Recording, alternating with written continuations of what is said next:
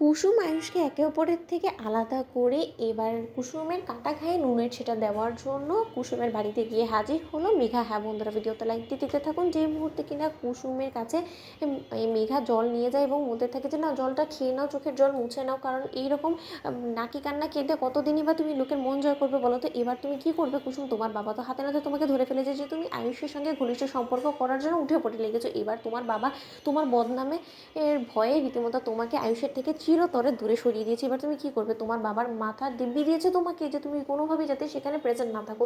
এবার তুমি বলো তো যে তুমি কি করে তোমার ছোটো সাহেবের আগে পিছিয়ে ঘুরঘুর ঘুরঘুর করবে বলো তো।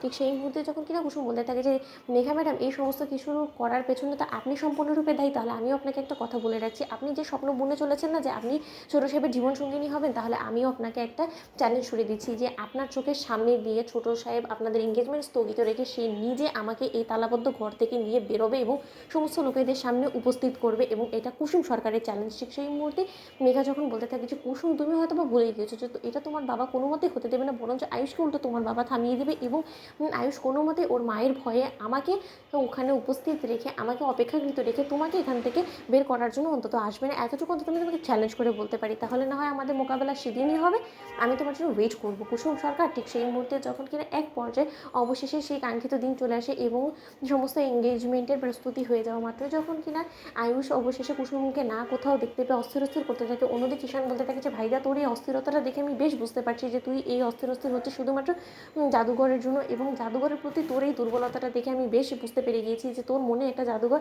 স্পেশাল জায়গা নিয়ে ফেলেছে, যেটা কিনা এখনো পর্যন্ত মেঘা নিতে পারেনি, এবং তুই মাকে ইমপ্রেস করার জন্য রীতিমতো মেঘাকে বিয়ে করার জন্য তুই এত তড়িঘড়ি করেছিস, কিন্তু বাস্তব রূপে তুই কোনো মতে মেঘাকে জীবনসঙ্গী হিসেবে এখনো পর্যন্ত অ্যাকসেপ্ট করতে পারছিস না, কিন্তু তার শর্তে তুই এঙ্গেজমেন্ট করতে চলেছিস, কিন্তু সেটা কেন করছিস সেটাই আমাকে খুঁজে বের করতে হবে তোর বিয়ের আগে।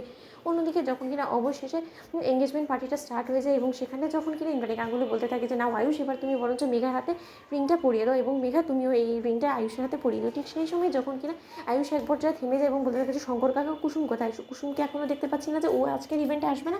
ঠিক সেই মুহূর্তে শঙ্কর যখন চুপ করে থাকে এবং বলতে থাকে যে আয়ুষ বাবা, আজকে তোমার জীবনে এরকম একটা বিশেষ দিন, এবং আমি কোনো মতেই চাই না যে কুসুমের নামটা নিয়ে তুমি শুধু শুধু মেঘা ম্যাডামের চোখে সন্দেহ জাগাও, এবং মেঘা ম্যাডাম কী ভাববে বলো তো যে তুমি তাকে অপেক্ষাকৃত রেখে তাকে আংটি না পরিয়ে তুমি রীতিমতো কুসুমের কথা জিজ্ঞেস করছো। অন্যদিকে ইন্দ্রাণী গাঙ্গুলি যখন বলতে থাকে যে আয়ুষ, এই সমস্ত কি অসভ্যতার মতো তুমি শুরু করেছো বলো তো? একটা কাজের মেয়েকে নিয়ে তুমি এতগুলো গেস্টের সামনে ব্যতিব্যস্ত হয়ে পড়েছো। ঠিক সেই মুহূর্তে আয়ুষ বলতে থাকে যে মা, ও কাজের মেয়ে হওয়ার আগে ওর একটা পরিচয় আছে, সেটা হলো গিয়ে ও আমার খুব কাছের বন্ধু, এবং আমার বিশেষ দিনে আমার কাছের বন্ধু আমার পাশে না থাকলে আমি কোনো মতেই এঙ্গেজমেন্টটা করতে পারবো না।